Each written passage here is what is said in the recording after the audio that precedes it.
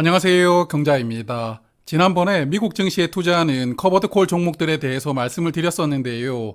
오늘은 한국 증시에 투자를 하고 있는 커버드콜을 정리를 해보았습니다.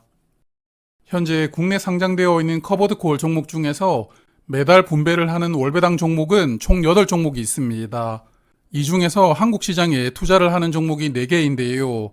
오늘 말씀드릴 종목은 타이거 200 커버드콜 ATM, 그리고 KB스타 200 고배당 커버드콜 ATM입니다.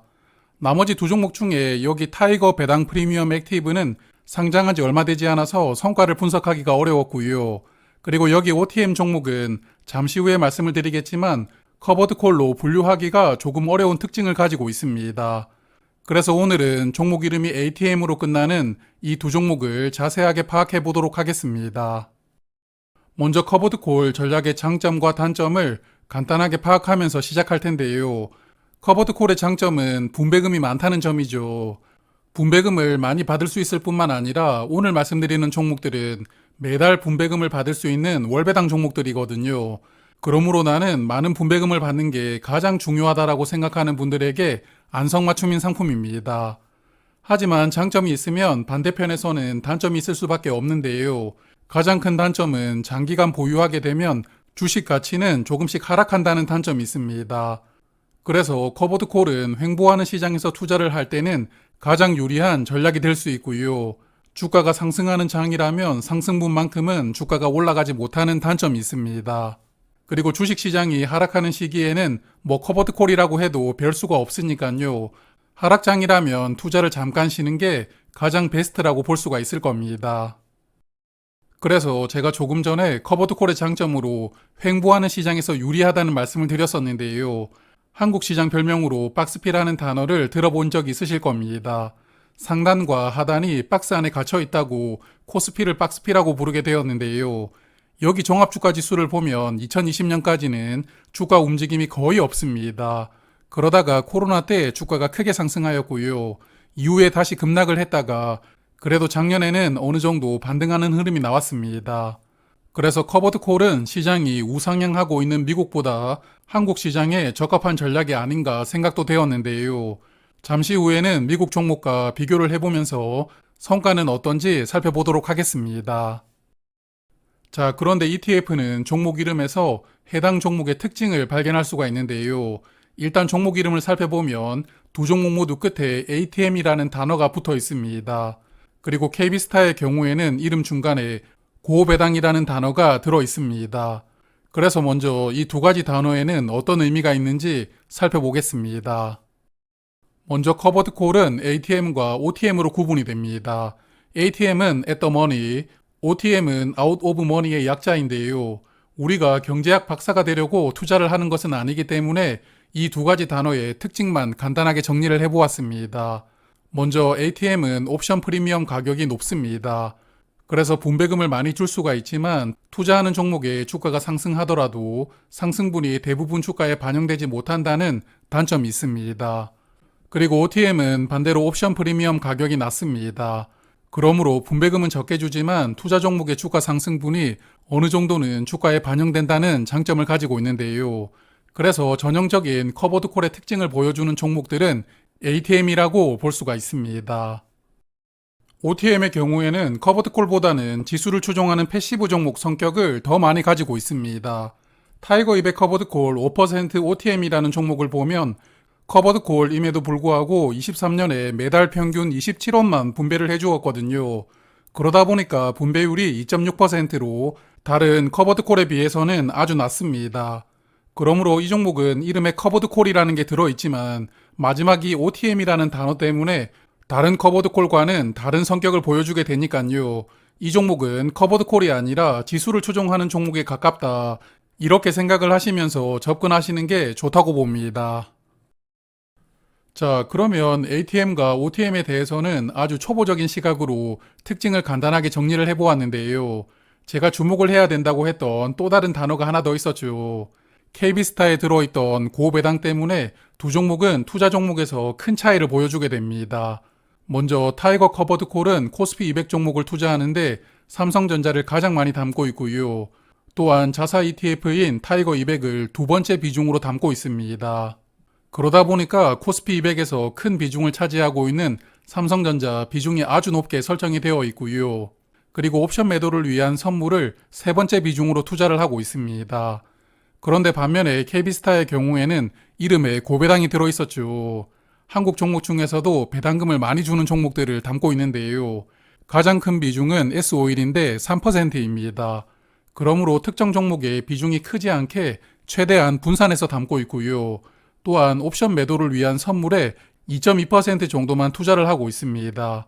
그러므로 타이거는 선물 투자 비중이 전체 3위인데 KB스타의 경우에는 선물 투자 비중이 22위라는 큰 차이가 있습니다.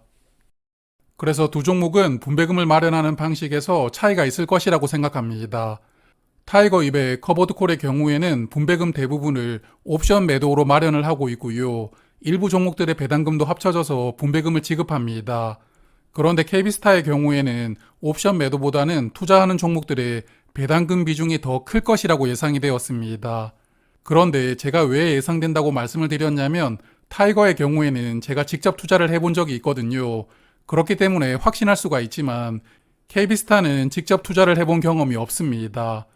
그래서 종목 구성을 참고해서 말씀을 드렸기 때문에 예상이라고 표현하였다는 점을 참고 부탁드리겠습니다. 자, 그리고 중요한 포인트가 있습니다. 우리가 배당금이나 분배금을 받는다면 배당소득세 15.4%를 과세합니다. 하지만 국내 파생 상품은 소득세를 과세하지 않는다는 특징이 있는데요. 그러다 보니까 옵션을 매도해서 주는 분배금은 소득세를 제외하지 않고 비과세로 분배금을 받을 수가 있습니다. 그리고 강조드릴 부분은 국내 시장에 투자를 하는 커버드콜만 해당이 되고요. 미국 시장에 투자하는 커버드콜은 정상적으로 소득세를 과세하니까 참고하셔야 됩니다. 그리고 투자하는 종목의 배당금을 재원으로 분배를 한다면 이것은 정상적으로 소득세가 과세됩니다. 그러므로 타이거의 경우에는 분배금이 대부분 세금 없이 받을 수가 있고요. KB스타의 경우에는 배당금 비중이 클 것이라고 예상을 했으니까 분배금의 일부는 세금 없이 받겠지만 그래도 타이거보다는 세금을 내야 되는 비중이 더 크지 않을까 예상합니다. 화면 보시면 타이거 종목이 최근 4개월 동안 지급했던 분배금이었는데요. 12월과 11월 그리고 9월에는 분배금 전부를 비과세로 지급을 하였고요. 10월 분배금은 56원 중에 19원만 과세 표준에 해당이 되었습니다. 그러므로 이 19원에 대해서만 세금을 부과했다는 의미이거든요. 그러므로 타이거는 세금을 거의 내지 않고 분배금을 온전하게 받을 수가 있기 때문에 일반 계좌에서 투자를 하더라도 ISA나 연금저축계좌와 비교를 했을 때 절세 측면에서 큰 차이가 없다는 장점이 있습니다. 그리고 두 상품은 커버드콜 전략이 적용되기 때문에 보수가 약간 높은 편입니다. 기본 보수가 타이거는 0.38%, KB스타는 0.4%로 KB스타가 약간 더 높긴 한데요. 하지만 나머지 비용을 다 더해보면 실제 보수는 0.53%로 두 종목은 실제 보수 차이는 없었습니다. 자, 그러면 이제부터는 본격적으로 두 종목의 투자 성과를 분석을 해볼 텐데요. 미국 커버드콜 대표 종목인 타이거 미국 나스닥 100 커버드콜도 함께 보면서 비교를 해보도록 하겠습니다. 먼저 23년 분배금을 체크를 해보면 타이거 200 커버드콜 ATM은 월 평균 60원을 분배하였습니다. 그러므로 연간 분배율은 8.3%이고요. KB스타 200 ATM은 월 평균 52원을 분배하였거든요. 그래서 연간 분배율은 8.6%입니다. 그리고 미국 커버드콜인 타이거 미국 나스닥 100은 월 평균 98원을 분배를 하였습니다. 제가 이 종목은 매달 주가의 1%를 분배금으로 지급한다고 말씀을 드렸는데요. 그러므로 연간 분배율은 12.1%를 기록하고 있습니다. 그래서 한국 커버드콜 두 종목은 분배율이 8% 정도이고요. 미국 커버드콜은 12%이니까 일단은 미국 커버드콜 분배율이 더 높기는 합니다. 자, 그러면 딱 1년 전에 이 종목을 투자를 했다면 성과가 어땠을지 계산을 해보았는데요. 타이거 200 ATM은 1년 전 주가가 8,540원이었습니다. 오늘 주가는 8,110원이었으니까 1년 동안 주가가 170원 상승을 했고요. 그리고 작년 한 해 동안 분배금을 총 720원을 받았습니다. 그래서 분배금과 주가 상승분을 더해보면 실제 수입이 890원이었고요. 1년간 투자 수익률은 10%를 기록하였습니다. 반면에 KB스타 ATM은 1년 전보다 주가가 455원 하락했는데요. 그래서 분배금을 더하더라도 실제 수입은 168원이었고 1년 투자 수익률은 2%였습니다. 그리고 같은 계산 방식을 적용해보면 타이거 미국 나스닥 100 커버드 콜은 1년 동안 2,092원의 수입으로 연간 투자 수익률이 무려 21%였는데요. 그래서 지난 1년간 투자 성과는 압도적으로 미국 커버드 콜이 좋았다고 볼 수가 있겠습니다.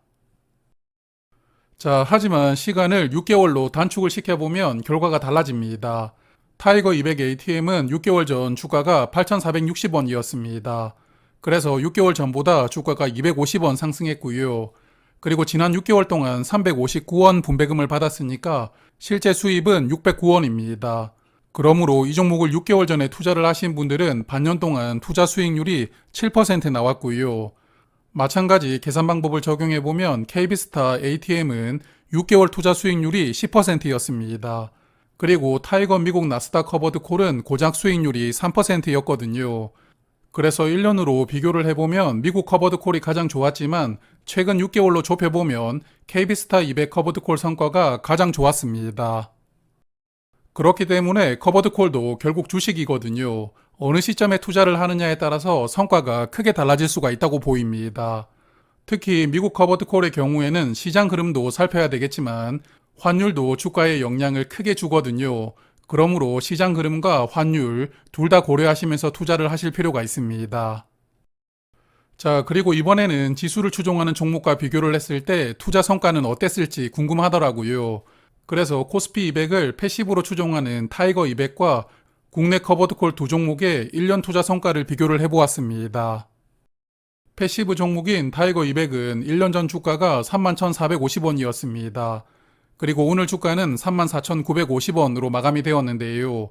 1년 동안 3,500원 상승하였습니다. 그리고 지난 한 해 동안 총 분배금으로 710원을 지급을 했으니까 실제 수입은 4,210원이었고요. 1년간 투자 수익률은 12%였습니다. 그리고 비슷한 성격이지만 커버드콜 전략을 적용한 타이거 ATM은 연간 수익률이 10%, 그리고 고배당주 중심으로 투자를 하는 KB스타 커버드콜은 연간 수익률이 2%였으니까요. 2023년의 경우에는 커버드콜 종목에 투자를 하는 것보다는 그냥 지수를 순수하게 추종하는 패시브 종목에 투자를 하는 게 조금 더 성과가 좋았다고 볼 수가 있습니다. 작년의 경우에 22년 주가 하락을 어느 정도 되돌리는 상승장이었잖아요. 그러므로 앞서 말씀을 드렸지만 주가가 상승하는 분위기에서 커버드콜에 투자하는 것은 손해라고 볼 수 있었던 결과가 나왔다고 생각합니다. 그리고 오늘 말씀드린 두 종목은 2018년 2월에 상장을 하였는데요. 상장 당시에 주가는 만원으로 시작을 했지만 지금 주가를 보면 타이거 ATM은 1290원 주가가 하락하였고요. KB스타 ATM은 2725원 하락하였습니다. 그래서 이 두 종목을 6년 동안 투자를 했을 경우에 수익률은 타이거가 마이너스 13%, KB스타는 마이너스 27%를 기록하게 되었는데요. 물론 주가는 이렇게 하락했지만 작년 한 해 동안만 받은 분배금이 700원은 되었으니까요. 이 두 종목이 지난 6년 동안 분배금을 총 얼마를 주었는지 분배금 내역 전체가 홈페이지에 공개되어 있지 않아서 정확하게 알 수는 없었습니다만 그래도 6년 동안 받았던 분배금이 주가 하락분보다는 훨씬 많았을 것이라고 생각합니다. 하지만 커버드콜은 결국 길게 투자할수록 주식 가치는 조금씩 하락할 수밖에 없으니까요. 분배금과 주가가 상승하는 두 마리 토끼를 노리는 배당 성장주가 아니라는 것을 인지하시면서 투자하시는 게 좋습니다. 그리고 또 하나 참고할 점은 두 종목은 시가총액이 크지 않습니다. 타이거가 226억 원, KB스타는 84억 원으로 사이즈가 작은 ETF이거든요. 그래서 하루 거래량이 크지 않기 때문에 가끔 괴리율이 크게 벌어지는 경우가 있으니까요. 이런 부분도 참고하시면 좋을 것 같습니다. 자, 그래서 지난번에 미국 커버드콜 그리고 오늘 한국 커버드콜까지 총 두 편으로 정리를 해보았는데요.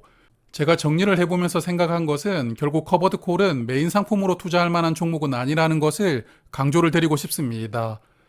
투자를 할 수 있는 시간이 많은 분들은 미국 지수를 추종하거나 성장하는 섹터 혹은 배당 성장주를 메인으로 모아가실 필요가 있고요. 커버드콜은 적은 비중으로 투자를 하는 게 좋다고 보입니다. 그리고 이렇게 주식을 모아가다가 내가 지금까지 모아둔 금융자산을 생활비로 써야 되는 시점이 온다면 투자 종목을 커버드콜로 변경을 하고요. 자산 가치가 조금씩 하락하더라도 매달 분배금을 많이 주니까요. 이런 분배금을 생활비로 활용하신다면 조금 더 적절하게 투자를 할 수 있지 않을까 생각합니다. 자, 그러면 오늘은 여기까지 말씀을 드리고요. 올 한 해도 좋은 투자로 자산 많이 늘리시는 한 해 되시길 바라겠습니다. 고맙습니다.